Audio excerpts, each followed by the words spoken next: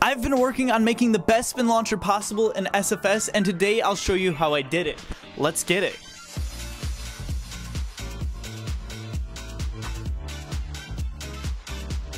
Okay, we can break this down into 3 simple steps. First, we need a hinge, like a really strong hinge, one that can tolerate a lot of force when we go to launch the object. Second, we need a stable base in the ground, and normally I would use some sort of heavy mass, but I have a really clever solution that you'll see later.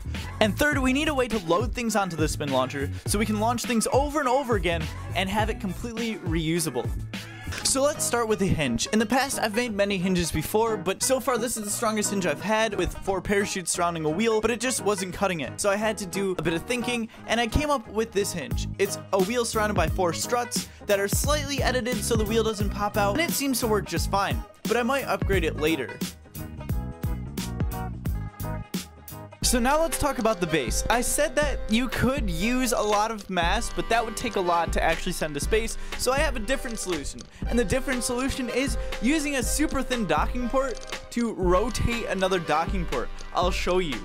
So I have these 2 docking ports. One's really thin and at a 90-degree angle, which still allows it to dock. I have some struts on the other one, so when they snap, it snaps into the moon and locks it from moving anywhere. That is what I'm going to be using for the base. So this is what I have for the spinny part so far. I have an assortment of fairings, docking ports, and struts to hold it all together until I finish assembling it. Then I'm going to undock the docking ports, and that's going to be almost done.